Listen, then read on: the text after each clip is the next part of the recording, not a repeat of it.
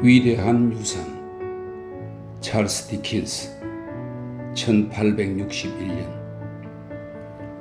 이 작품은 모두 59개의 장으로 구성된 장편 소설입니다. 1장. 우리 아버지의 성은 필립이고 내 세례명은 필립이었는데 어린아이적 내 짧은 혀는 이 이름과 성을 핍 이상으로 길게도 분명하게도 발음하지 못했다.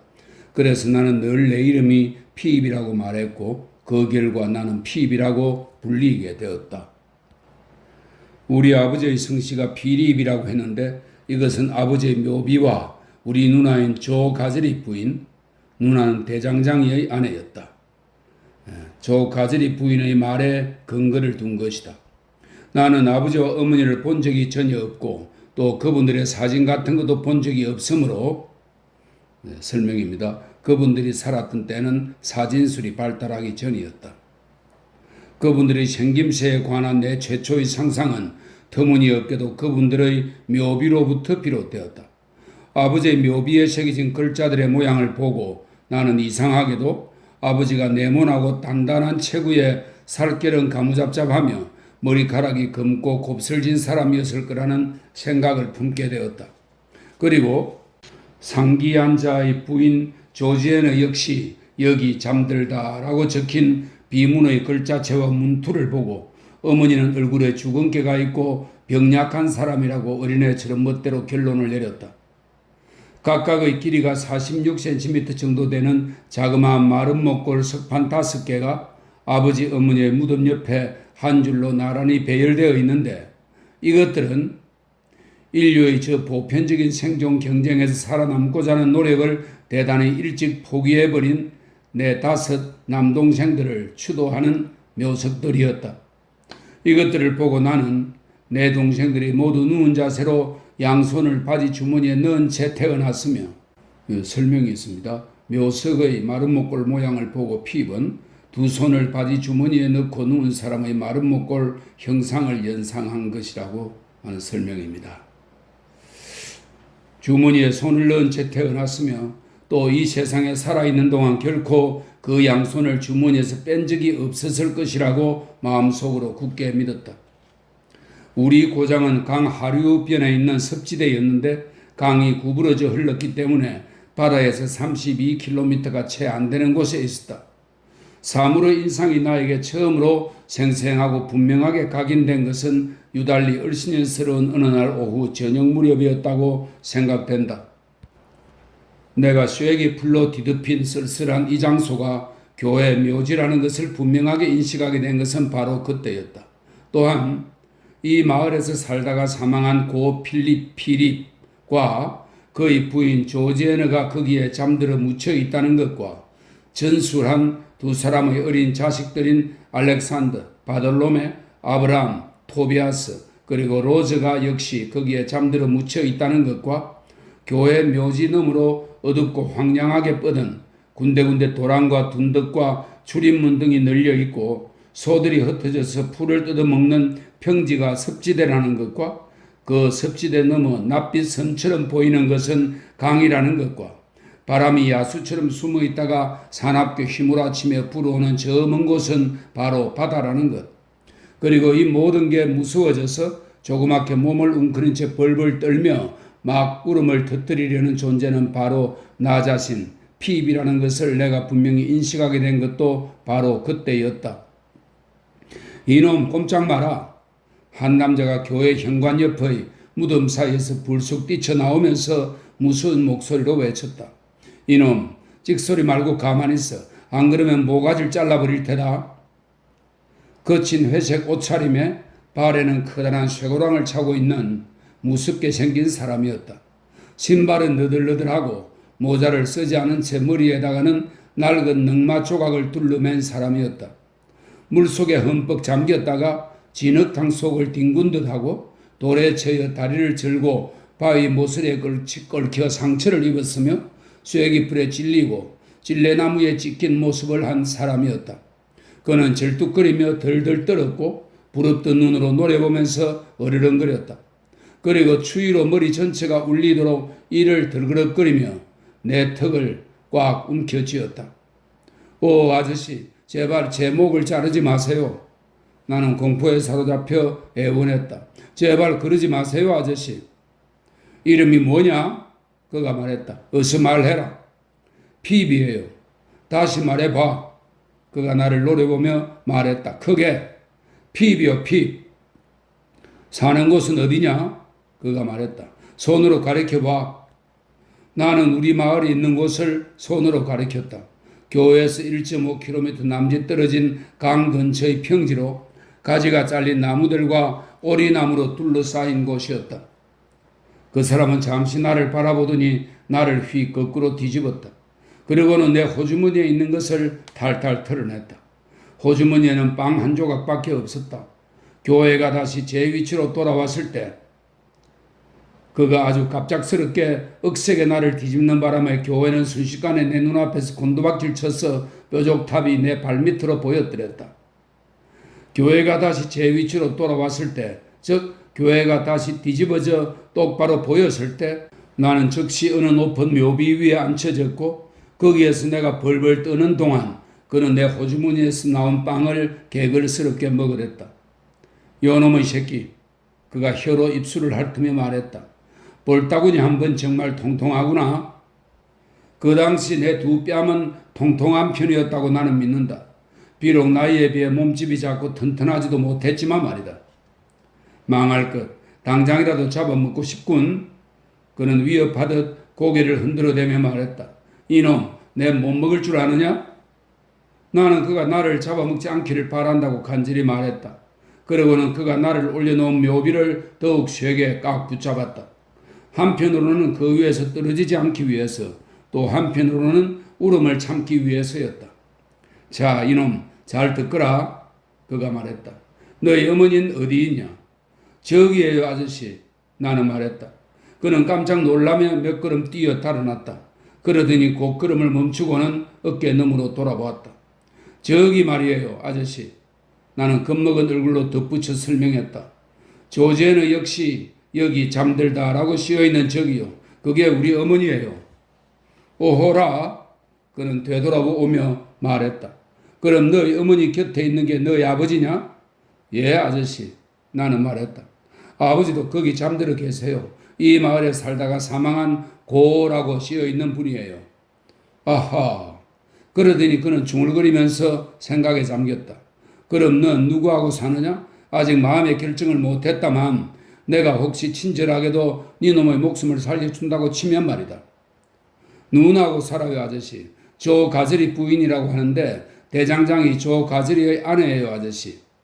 뭐? 대장장이라고? 그가 말했다. 그러고는 자기 다리를 내려다 보았다. 험상궂은 얼굴로 자신의 다리와 나를 여러 차례 번갈아 바라보던 그는 곧 내가 앉아있는 묘비에 바짝 다가서더니 내 두 팔을 꽉 붙잡고는 나를 최대한 뒤로 밀어젖혔다. 그 결과 그는 아주 위압적인 시선으로 나를 짓누르며 내려다 보았고 반면에 나는 꼼짝도 못한 채 완전히 무기력하게 그의 무서운 얼굴을 올려다 보아야 했다. 자, 이놈 잘 듣거라. 그가 말했다. 네 놈의 목숨을 살려주느냐 마느냐가 달린 문제다. 너 줄칼이 뭔지 알지? 네 아저씨. 그럼 음식물이 뭔지도 알지? 네 아저씨. 질문을 한번 할 때마다 그는 나를 조금씩 더 뒤로 밀어젖혔고 그로 인해 나는 점점 더 심한 무력감과 공포감에 사로잡혔다. 너 나한테 줄칼을 가져와. 그는 다시 나를 좀 더 밀어젖혔다. 그리고 음식물도 그는 좀 더 밀어젖혔다. 그 두 가지 다 나한테 가지고 와. 그는 좀 더 밀어젖혔다. 안 그러면 이놈의 심장과 간을 뽑아버릴 테다. 그는 다시 나를 더욱더 밀어젖히며 말했다. 나는 끔찍하리만큼 두렵고 또 너무나 어지럽기도 해서 두 손으로 그를 꼭 붙잡은 채 말했다. 아저씨, 제발 저를 똑바로 세워주세요. 어지럽고 토할 것 같아서 아저씨의 말을 제대로 정신 차려 들을 수가 없어요. 그는 나를 잡아 올리더니 한 바퀴 휙 아주 무시무시하게 뒤집어 돌렸다.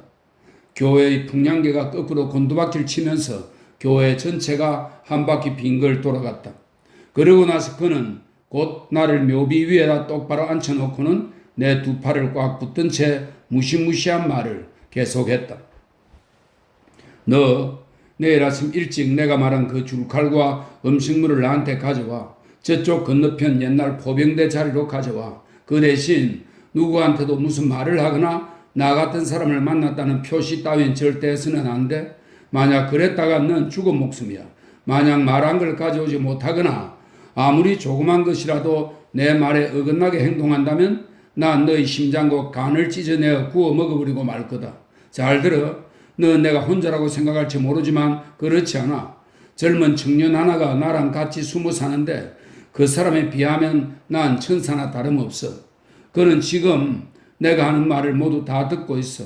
그는 자기만이 아는 특수한 비법으로 어린 소년에게 접근해서 심장과 간을 찢어낼 수 있어. 그 청년한테 잡히지 않으려고 숨어봤자 소용없어. 아이가 아무리 방문을 걸어 잠그고 침대 속에 따뜻하게 파묻혀 있어도 이불을 머리 위까지 뒤집어 쓴 채 안전하다고 생각하며 마음을 놓고 있어도 그 청년은 아이가 있는 대로 살금살금 몰래 기어 들어가서는 그 애를 끄집어내어 찢어 발기고 말거든. 지금 이 순간에도 난 그 청년이 너를 해치지 못하게 겨우겨우 막아내고 있는 참이야. 그가 달려들어 너희 배때기를 잡아채지 못하게 하기가 정말이지 너무 힘들 지경이야. 자, 너 이놈 어떻게 할 테냐? 나는 그에게 줄칼을 가져다 주겠노라고. 먹다 남은 음식물 부스러기라도 할 수 있는 대로 구해 오겠노라고. 그리고 그것들을 가지고 포병대 자리로 아침 일찍 그를 찾아가겠노라고 모두 다 약속했다. 약속을 지키지 않으면 하나님께 천벌을 받아 죽어도 좋다고 말해. 그가 말했다. 내가 시키는 대로 말하자 그는 나를 묘비에서 내려놓았다. 자, 그는 계속해서 말했다. 네 놈이 약속한 걸 잘 기억해. 그리고 무서운 내 젊은 친구를 명심해. 그럼 집으로 가봐. 안녕히 계세요 아저씨. 나는 더듬거리며 말했다. 안녕은 무슨 얼어 죽을 놈의 안녕. 그는 말하면서 춥고 축축한 습지 너머로 주변을 둘러보았다. 내가 개굴이나 뱀장어였으면 차라리 좋을 지경인데. 그러면서 그는 덜덜 떨리는 자기 몸을 양팔로 꼭 끌어안은 채 마치 사지가 떨어져 나가지 않도록 하려는 것처럼 꽉 쥐어 안았다. 교회의 낮은 담장 쪽으로 절름절름 걸어갔다.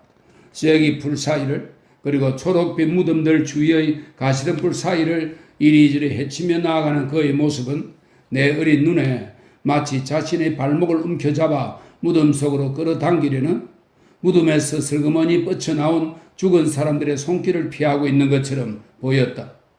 교회의 낮은 담장에 이른 그는 다리가 뻣뻣하게 마비된 사람처럼 힘겹게 담장을 넘었다. 그러더니 나를 한번 뒤돌아보았다. 그가 뒤돌아보는 것을 본 순간 나는 즉시 집을 향해 걸음아 나 살려라 하고 도망쳤다. 하지만 나는 얼마 가지 않아 어깨 너머로 한번 뒤를 돌아보았는데 그는 다시 걸음을 옮겨 강 쪽을 향해 걸어가고 있었다. 여전히 두 팔로 몸을 감싼 채 그는 아픈 발을 이끌면서 비가 심하게 오거나 밀물이 들어올 때 징검달로 쓰고자 섭지 여기저기에 떨어뜨려 놓은 커다란 돌들 사이를 더듬더듬 헤쳐나가고 있었다. 얼마 후 내가 걸음을 멈추고 그를 다시 바라보았을 때 섭지는 이제 저 멀리 그저 한 줄기 길고 검은 지평선으로만 보였다. 그리고 그보다는 훨씬 가늘고 덜 검지만 강줄기 역시 또 하나의 긴 지평선으로만 보였다. 하늘 또한 온통 타는 듯이 붉은 긴 선들과 굵고 검은 선들이 서로 청을 이루며 옆으로 길게 늘어서 있는 모습이었다.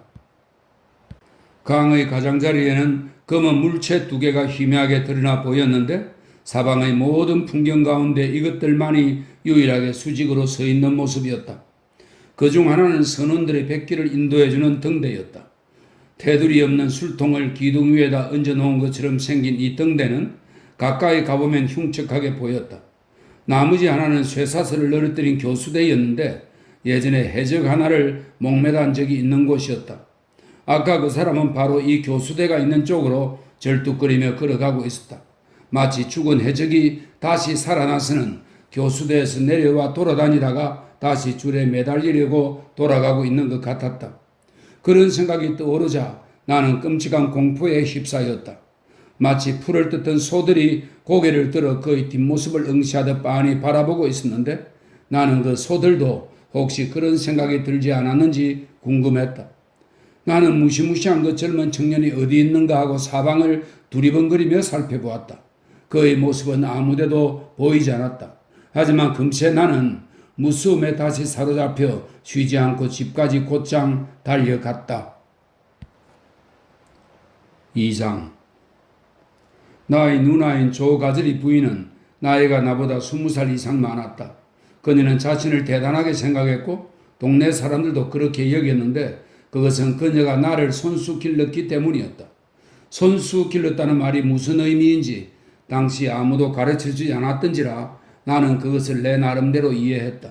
그래서 누나가 손이 단단하고 억센데다가 그 손을 나는 물론 그녀의 남편에게까지 휘둘러대는 습관이 있다는 것을 알고 있었으므로 매부 조가젤리하고 나를 모두 누나가 손수 길렀다고 생각했다. 그녀, 즉 우리 누나는 잘생긴 여자가 아니었다. 그래서 나는 누나가 매부 조가젤리로 하여금 자신과 결혼하게끔 손수 만들었음에 틀림없다고 막연히 추측하기도 했다. 매부 조는 살길이 희고 금발머리였는데 곱슬진 머리칼이 깨끗한 얼굴 양옆에 늘어져 있었다. 눈은 파랬는데 너무나 희미한 파란색이어서 흰자위와 색이 좀 뒤섞인 듯한 느낌을 주었다. 그는 온순하고 심성이 착하고 상냥하며 매사에 태평하고 우직해 보이는, 그래서 어딘지 깊은 정이 가는 그런 사내였다. 말하자면 헬라클레스의 힘과 약점을 모두 지닌 사람이라고나 할까. 누나인 조 부인은 머리카락과 눈이 검고 피부가 빨갰는데 그 빨간빛이 너무나 진하게 퍼져 있어서 나는 때때로 누나가 몸을 씻을 때 비누 대신 육두구를 가는 강판을 사용하지 않는지 궁금해하곤 했다. 키가 크고 뼈가 앙상하게 붉어진 누나는 거의 언제나 거친 앞치마를 입고 있었다. 고리 2개를 등 뒤에 묶어 몸에 꽉 동여맨 그 앞치마에는 정사각형 모양의 가슴바지가 있었는데 거기에 핀과 바늘이 가득 꽂혀 있어서 그 누구도 도저히 범접할 수 없을 것 같은 인상을 주었다. 누나는 그 앞치마를 그렇게 늘 두르고 있는 것을 자신의 커다란 미덕이자 남편 조에 대한 강력한 비난거리로 삼았다. 누나가 도대체 왜 그 앞치마를 입어야 했는지, 그리고 입어야 했더라도 왜 평생 동안 하루도 그걸 벗지 않았는지 나로서는 정말이지 아직도 그 이유를 알 수 없지만 말이다. 매부의 대장간은 우리가 사는 집에 붙어 있었는데 우리 집은 그 고장의 많은 주택들과 마찬가지로 목조 건물이었다. 그 당시는 사실 대부분이 목조 건물이었다. 내가 교회 묘지에서 집으로 달려 돌아왔을 때 대장간은 닫혀 있었고 조어는 혼자 부엌에 앉아 있었다.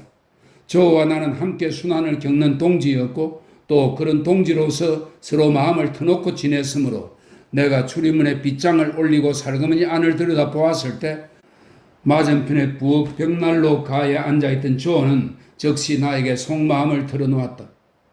조 부인이 늘 찾으러 12번이나 나갔단다 피. 그리고 방금 13번째로 찾으러 나갔지. 그래요? 그래 피. 조가 말했다. 게다가 설상가상으로 따끔이까지 들고 나갔단다. 이 무서운 정보를 듣고 나는 하나밖에 안 남은 내 조끼 단추를 빙글빙글 비틀어 돌려대면서 아주 우울한 심정으로 난로불을 바라보았다. 따끔이는 끝에 밀랍칠이 되어 있고 내 몸과의 따끔따끔한 마찰로 반질반질하게 닮은 회초리를 가리키는 말이었다. 너희 누난 의자에 앉았다가 금세 벌떡 일어섰단다. 조가 말했다.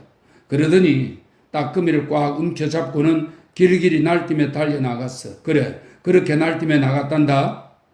조는 부지깽이로 천천히 벽난로의 아래쪽 철망 사이에 재를 치워 불길이 잘 살아나게 한 다음 계속 그것을 바라보며 말했다.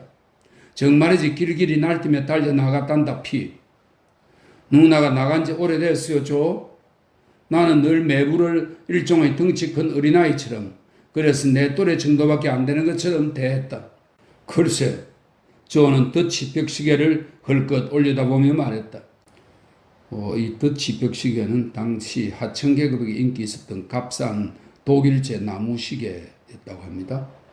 글쎄, 조는 더치 벽시계를 헐끗 올려다보며 말했다.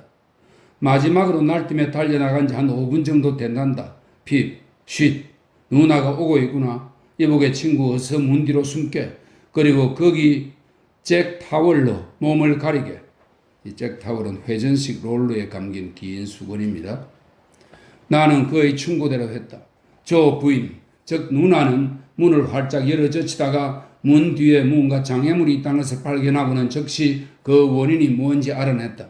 그러고는 따끔이를 휘둘러 그 원인을 한층 깊이 조사했다. 이 말은 문 뒤에 숨은 핍을 붙잡아 회초리로 때렸다는 것을 비유적으로 표현한 것입니다. 따끔이를 휘둘러 그 원인을 한층 깊이 조사했다. 누나는 나를 조한테 내 던지는 것으로 누나는 자주 나를 부부간의 던지기용 무기로 사용하곤 했다. 설명이 있네요. 누나는 나를 조한테 내 던지는 것으로 그 조사를 끝냈다. 조는 어떻든 나를 자기 손에 받게 되어 기뻐하면서 나를 벽난로가에 내려다 놓고는 자기의 커다란 두 다리로 가만히 나를 막아주었다. 이 말썽꾸러기 녀석 대체 어디 갔었냐? 조 부인은 발을 굴르대며 말했다. 무슨 짓을 하고 다니느라고 이렇게 내 애간장을 다 태웠는지 당장 말해. 안 그러면 그 구석에서 네 놈을 끌어내고 말 테다. 너 같은 놈이 10명이나 되고 너희 매부 같은 작자가 500명이나 된다 해도 말이다. 교회 묘지에 갔다 와서 뿐이에요. 나는 글상에 앉아서 맞은 데를 문지르며 울면서 말했다. 교회 묘지라고? 누나가 되풀이했다. 이놈아, 넌 내가 없었으면 이미 오래전에 거기 묻혀서 뒹굴고 있었을 거야. 누가 널 손수 길렀는지 알아? 누나가요. 나는 말했다. 그럼 도대체 내가 왜 그랬지? 한번 말해봐라. 누나는 외쳤다. 나는 훌쩍이면서 말했다. 몰라요. 나도 모를 일이다 이 녀석아. 누나가 말했다. 하지만 분명히 말하는데 내가 또 그런 짓을 하는 일은 결코 없을 거다. 정말이지 난 이 녀석이 태어난 이래로 한 번도 이 앞치마를 벗어보지 못했어. 대장장이의 마누라인 것만으로도 부족해. 네 녀석의 엄마 노릇까지 하다니 정말 못할 짓이야. 부엌 벽난로에 불을 어물하게 바라보고 있는 동안 내 생각은 그 문제에서 멀어져 갔다. 왜냐하면 저 바깥 섭지에 있는 밭에 쇠가롱을 찬 도망자와 정체 모를 청년, 줄칼, 음식물, 그리고 나의 피신처인 이 집을 상대로 절도 행위를 하기로 한 그 끔찍한 맹세 등이 무섭게 이글거리는 석탄불 속에서 어른거리며 눈앞에 떠올랐기 때문이다. 조 부인은 따끔이를 제자리에 갖다 놓으면서 말했다. 그래, 교회 묘지겠지? 두 사람 모두 교회 묘지를 들먹이는 게 당연하지. 그런데 우리 둘 중 한 사람은 사실 교회 묘지란 말을 전혀 하지 않았다. 둘이서 조만간 나를 교회 묘지로 실려가게 만들고 말 테니까 말이야. 그럼 나 없이 둘이서 참말로 보기 좋은 단짝이 되어 지내겠지. 누나가 참아줄 준비를 하느라 정신을 팔고 있는 동안 매부 조는 자기 다리 너머로 나를 내려다 보았는데 마치 마음속으로 나하고 자기 자신을 한데 엮어서는 누나가 예고한 그 슬픈 상황이 닥칠 때 과연 우리 둘이 어떤 종류의 짝패가 될 것인지 헤아려 보고 있기라도 한 듯 했다.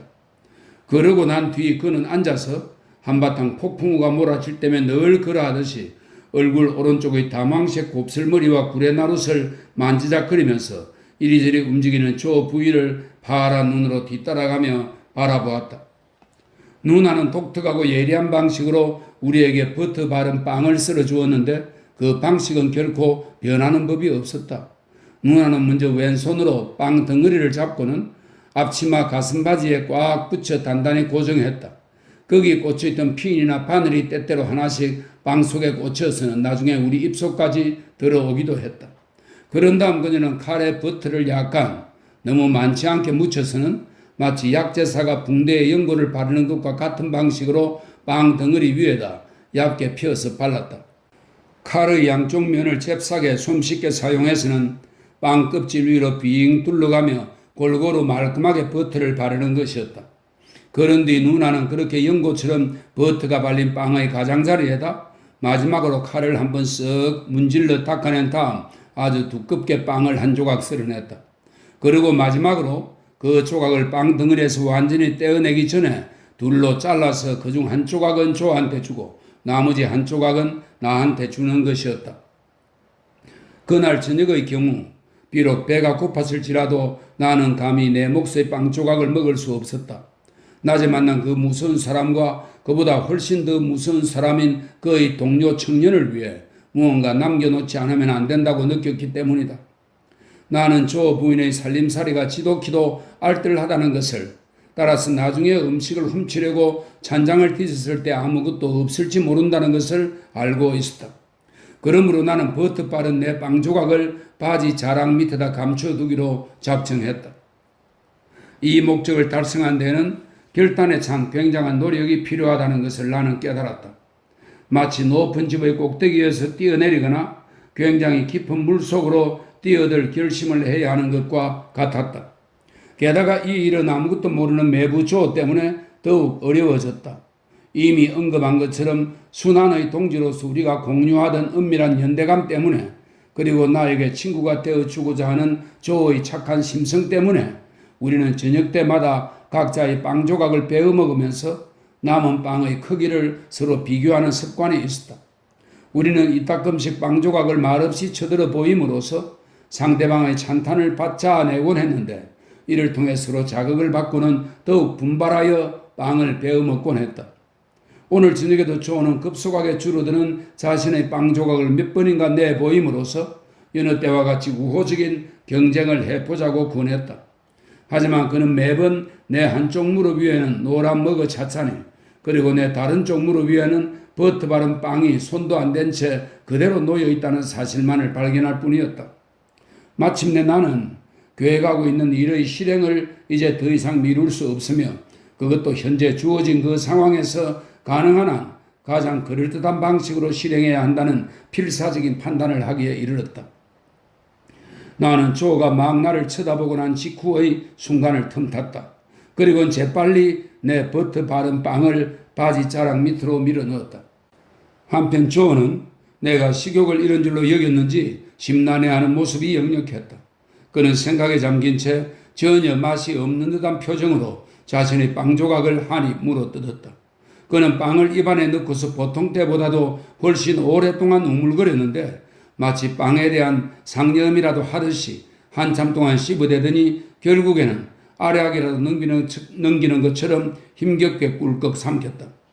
그는 다시 한입 베어 먹으려고 했다. 그런데 빵을 제대로 잘 물어뜯으려고 그가 고개를 한쪽으로 막 기울인 순간 그의 시선은 나에게로 떨어졌고, 즉시 그는 내 빵이 없어졌다는 것을 알아차렸다. 막 빵을 물어뜯으려다만 채 놀라움과 경악에 찬 표정으로 나를 빤히 노려보는 조의 모습은 너무나도 확연히 눈에 띄어서 누나의 시선을 끌지 않을 수 없었다. 아니, 또 무슨 일이야? 누나가 마시던 찻잔을 내려놓으면서 쏘아붙였다. 아니, 이런. 조는 매우 심각한 충고라도 하는 듯이 나에게 머리를 가로저으며 나직하게 말했다. 이복의 친구 피, 자네 그러다 잘못 탈이 날 수 있네. 목에 걸리기라도 하면 어쩌려고. 그러나 피, 넌 분명 그걸 씹지도 않고 그냥 삼켰어. 아니, 또 무슨 일이냐니까? 전보다 더 날카롭게 누나가 또 한 번 물었다. 그걸 조금이라도 토해낼 수 있다면 그게 좋겠다고 생각한다 피. 조는 온통 겁에 질린 얼굴로 말했다. 식탁 예절도 예절이지만 너의 건강이 더 중요한 것 아니겠니? 이쯤 되자 누나는 완전히 필사적인 상태가 되었다. 누나는 조에게 와락 달려들더니 그의 양쪽 구레나룻을 움켜잡고는 뒷벽에다 그의 머리를 한참이나 마구 찧어댔다. 나는 구석에 앉아 죄의식에 가득 차서 바라보고만 있었다. 자, 이제 무슨 말인지 말할 수 있겠지? 숨을 헐떡이며 누나가 말했다. 멱단 통돼지처럼 뚫어지라 쳐다보기만 하는 이 멍청아. 조는 무기력하게 누나를 쳐다보았다. 그런 다음 역시 무기력하게 빵을 한 입 베어 먹더니 나를 다시 바라보았다. 핏, 너도 알다시피 방금 한 입 베어 먹은 빵 조각을 볼 안에 넣은 채 조는 엄숙하게, 그리고 마치 우리 단 둘이만 있기라도 한 것처럼 속마음을 털어놓는 은밀한 어조로 말했다. 너하고 난 언제나 친구잖니? 그리고 난 어떤 경우든 너의 일을 일러바칠 사람이 아니잖니? 하지만 그렇게. 그는 의자를 조금 움직여 치우더니 우리 둘 사이의 부엌바닥을 살펴보았다. 그리고는 다시 나를 바라보았다. 그렇게 급하게 그냥 꿀꺽 삼켜버리는 것만은, 음식을 급하게 꿀꺽 삼켜버렸다고 이 녀석이? 누나가 소리치며 말했다. 이복의 친구, 너도 알다시피 조는 누나를 무시하고 오로지 나만 바라보면서 볼 안에 여전히 빵을 물고 있는 채로 말했다. 나 역시 예전에 너만 했을 땐 음식을 급하게 꿀꺽 삼켜버리곤 했단다. 자주 그랬지. 사실 내 소년 시절엔 그런 친구들이 꽤 많았단다. 하지만 너처럼 그렇게 상피해버리는 애는 정말이지 처음 보았다. 너가 목이 꽉 막혀 죽지 않은 게 천만 다행이구나. 누나는 나한테 달려들더니 머리채를 잡아 끌었다. 그리고는 여지없이 그 따끔한 말을 덧붙였다. 이 녀석 이리 와서 약 먹어. 어떤 짐승 같은 의사 녀석이 그 당시에 타르와 물을 섞은 용액을 훌륭한 약이라고 부활시켜 놓았다. 그래서 조 부인은 이 용액을 찬장에다 늘 일정 분량 비축해 놓고 있었는데 그 맛이 고약한 만큼 약효가 높다고 믿었다. 이 만병통치약은 최고의 강장제 삼아 나에게 너무나 다량 투여되곤 하는 바람에 제일 운이 좋은 경우에도 나는 약을 먹고 나면 새로 막 칠을 난 울타리 같은 냄새를 풍기며 창피스럽게 돌아다녀야 했다. 그날 저녁의 경우 내 상태가 특히 위급하다면서 1파인트나 되는 1파인트는 액량의 단위로 0.57리터 정도입니다. 1파인트나 되는 이 용액이 처방되어 내 건강의 정진을 위한다는 명목으로 목구멍 속으로 쏟아부어졌는데 그동안 조 부인은 장화 벗기는 기구에다 장화를 끼우듯이 내 머리를 겨드랑이 밑에 꽉 붙잡아 끼고 있었다. 조 역시 비록 반 파인트만 마시고 놓여놨지만 어쨌든 불 앞에 가만히 앉아 천천히 빵을 씹으면서 생각에 잠겨있던 그로서는 매우 당혹스럽게도 그걸 들이켜지 않으면 안 되었다. 누나 말로는 그가 놀라 발작을 했기 때문이라고 했지만 내가 판단하건대 그가 발작을 한 것은 분명코 약을 먹기 전이 아니라 먹고 난 후였다고 말할 수 있다. 양심의 가책에 시달린다는 것은 어른이건 소년이건 괴로운 일이다. 하지만 소년에게 있어서 마음속의 그 비밀스러운 짐이 바지자락 밑에 감춘 또 다른 비밀스러운 짐과 합해지는 경우 내가 정언할 수 있는 바 굉장히 고통스러운 형벌이 된다. 조 부인의 물건을 내가 조의 물건을 훔치란다는 생각은 전혀 들지 않았는데 집안의 재산 가운데 그 어떤 것도 조의 것이라고 생각한 적이 없었기 때문이다. 이건 설명입니다. 조 부인의 물건을 훔치려고 한다는 죄의식에 자리에 앉아 있을 때나 잔 심부름을 하러 부엌안을 왔다 갔다 할 때 항상 한쪽 손을 감춘 빵에 대고 있어야만 하는 어려움까지 겹쳐서 나는 거의 미칠 지경이었다. 게다가 습지에서 바람이 불어들어와 부엌 난로불이 빨갛게 달아오르며 활활 타오를 때면 비밀을 지키도록 나에게 맹세를 시켰던 발에 쇠고랑을 찬 그 사람의 목소리가 저 바깥에서 들리는 듯 했고 그 목소리는 내일 아침까지 굶을 수 없고 또 굶고 싶지도 않으니 당장 먹을 것을 내놓으라고 다그치는 것 같았다.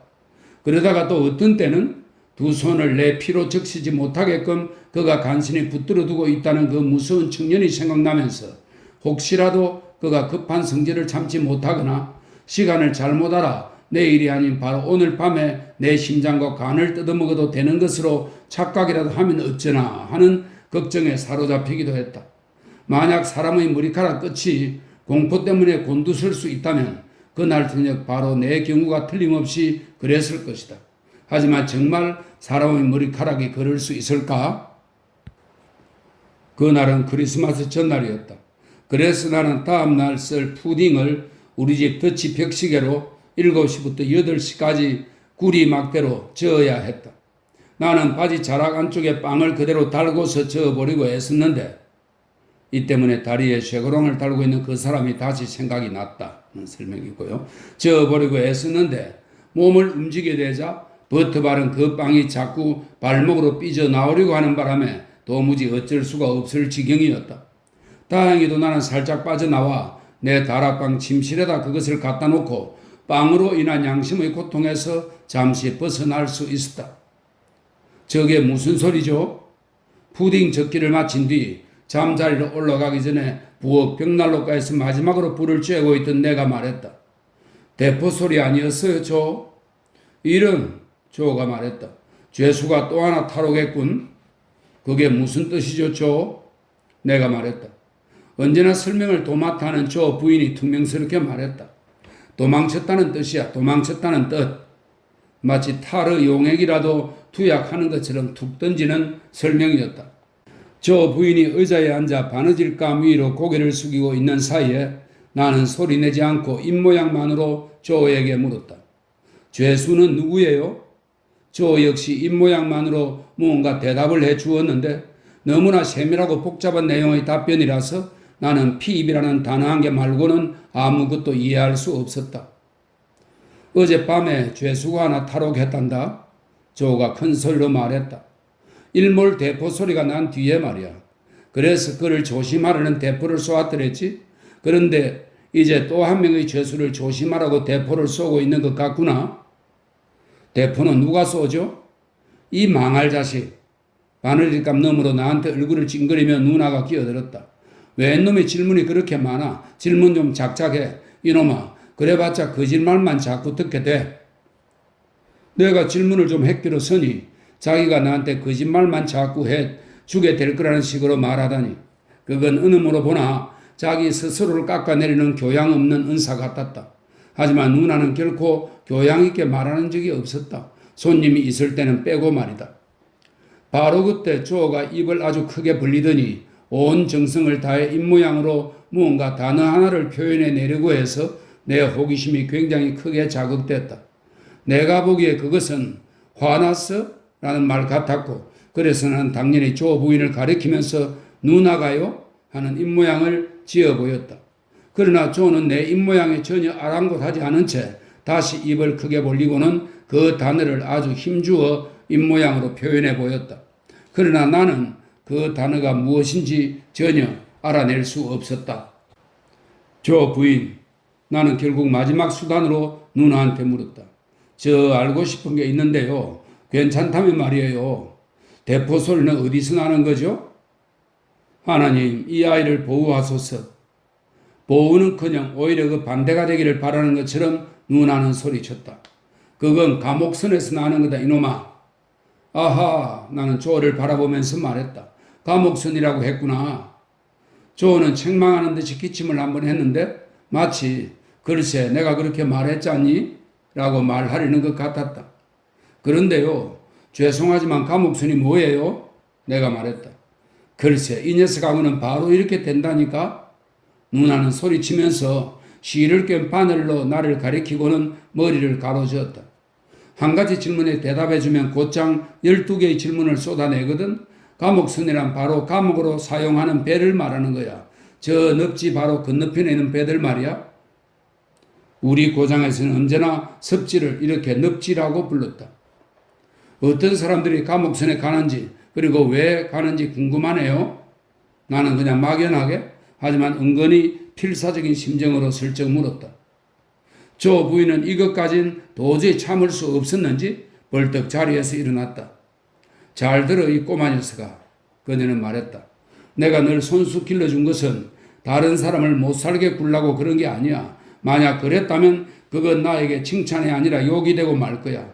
사람들이 감옥선에 가는 것은 바로 살인을 하기 때문이야. 그리고 도둑질이나 위조 등 온갖 종류의 나쁜 짓을 하기 때문이야. 그런데 그런 사람들이 언제나 처음 시작하는 짓은 바로 질문을 해대는 것이야. 알았어? 자, 그럼 어서 가서 자빠져 자. 누나는 내가 잠자러 올라갈 때 발밑을 비출 촛불을 들고 가는 것을 결코 허락하지 않았다. 그래서 나는 욱신거리는 머리를 안고 설명입니다. 자신의 마지막 말에 반주를 넣기 위해 조 부인은 골무로 내 머리를 탬버린 치듯 두드려 대었던 것이다. 나는 욱신거리는 머리를 안고 어둠 속에서 계단을 더듬어 올라가는데 그때 나는 내가 감옥선에 갈 가능성이 대단히 크고 또 거기에 딱 알맞은 사람이라는 것을 깊이 느끼면서 무서움에 떨었다. 나는 분명 감옥선을 향해 가고 있는 중이었다. 질문을 해대므로써 이미 그 첫 발을 내디뎠고 게다가 이제 조 부인의 물건까지 훔치려 하고 있으니 말이다. 이미 상당히 먼 과거의 일이지만 그때 이래로 나는 공포에 사로잡혀 있는 어린 소년에게 얼마나 많은 남 모르는 고뇌가 존재하는지를 아는 사람은 거의 없다고 종종 생각하곤 했다. 아무리 터무니없는 공포라 할지라도 그것이 공포인 이상 아이한테는 똑같은 법이다. 당시 나는 내 심장과 간을 뜯어먹으려 하는 청년에 대한 끔찍한 공포에 사로잡혀 있었고 다리에 쇠고랑을 찬 채 나와 이야기를 나눈 그 무서운 사람에 대한 끔찍한 공포에 사로잡혀 있었다. 그리고 비록 강요에 의한 것일지라도 어쨌든 무서운 약속을 한 나 자신에 대해서도 끔찍한 공포에 사로잡혀 있었다. 물론 누구보다도 강한 누나가 있었지만 항상 나를 구박만 할 뿐인 그녀에게 구원 같은 것을 기대한다는 것은 전혀 불가능한 일이었다. 이처럼 남모르는 공포에 사로잡혀 있는 상태에서 나는 아무리 끔찍한 짓이라도 시키는 대로 다 행하고 말았을 것이므로 지금도 그것을 생각하면 두려워진다. 그날 밤 내가 만약 조금이라도 잠을 잤다면 그것은 단지 거센 조류에 실려 강물을 따라 감옥선을 향해 떠내려가는 내 모습에 대한 비몽사몽의 상상에 불과했을 것이다. 이 상상 속에는 해적 유령도 나왔는데 그는 교수대를 지나는 나에게 강가에 올라와서 즉시 교수대에 목매달리는 게 차라리 나을 테니 망설이지 말고 어서 오라고 확성기로 크게 소리쳤다. 사실 나는 잠자고 싶은 마음이 있었다 해도 잠이 들까봐 두려웠는데 그것은 아침의 첫 새벽빛이 희미하게 비치자마자 곧바로 식품 보관실을 틀어야 한다는 생각 때문이었다. 밤에는 그 일이 불가능했다. 그것은 그 당시에는 간단한 마찰로 쉽게 불을 붙여 밝히는 것이 불가능했기 때문이다. 불을 밝히려면 부싯돌과 쇠붙이를 부딪혀 불을 붙여야 했는데 그러면 바로 그 해적이 쇠사슬을 들그덕거리는 것 같은 커다란 소리를 내고 말았을 게 틀림없다. 내 침실의 자그마한 창문 밖에서 거대한 벨벳 같은 어둠의 장막에 희미한 회색빛이 번지기 시작하자마자 나는 자리에서 일어나 아래층으로 내려갔다. 내려가는 층계의 계단마다 계단에 난 갈라진 틈마다 도둑 잡아라. 저 부인 일어나요. 하고 내 뒤에서 소리 지르는 듯 했다. 명절이어서인지 식품 보관실에는 음식이 보통 때보다 훨씬 풍성하게 비축되어 있었다. 하지만 거기서 나는 발꿈치를 위로 향한 채 거꾸로 매달려 있는 토끼 한 마리를 보고는 아주 소스라치게 놀라기도 했는데 내 생각에 그 토끼는 분명 내가 등을 돌리고 반쯤 돌아서려는 찰나 한쪽 눈을 깜빡여 보이기까지 했다. 한치의 시간 여유도 없었으므로 나는 음식을 확인할 틈도 고를 여유도 또 따로 뭘 할 여지도 없었다. 그저 닥치는 대로 빵 조금과 껍질이 단단한 치즈 조금 그리고 반단지 분량의 민스미트를 집어들었으며 민스미트는 다진 고기에 사과, 금포도, 기름, 향료 등을 섞은 것으로 민스파이를 만들 때 속에 넣는 거라고 합니다. 민스미트를 집어들었으며 또 설명입니다. 이것들은 어젯밤 남겨놓은 빵 조각과 함께 내 손수건에 싸서 묶었다. 설명입니다. 집어들었으며 독일로 만든 술병에 담긴 브랜디를 약간 또 설명입니다. 이것을 나는 스페인 감초수라고 불리는 그 취하는 음료를 만들기 위해 내 방에서 비밀리 사용하곤 하던 유리병에다 따른 뒤 원래의 술병에는 부엌 찬장의 주전자에 들어있는 액체를 부어 놓았다. 술병에 담긴 브랜디를 약간 훔쳤다. 그리고 고기가 거의 붙어있지 않은 뼈다귀 하나와 아주 맛있어 보이고 또 속이 꽉 찬 둥근 돼지고기 파이도 훔쳤다. 이 돼지고기 파이는 못 보고 그냥 나올 뻔한 것이었는데 왠지 선반을 한 칸 딛고 올라가 구석의 뚜껑 덮인 질그릇 접시 안에 그토록 조심스럽게 담아놓은 게 무언가 한번 알아보고 싶은 마음이 생기는 바람에 결국 발견하게 된 것이다.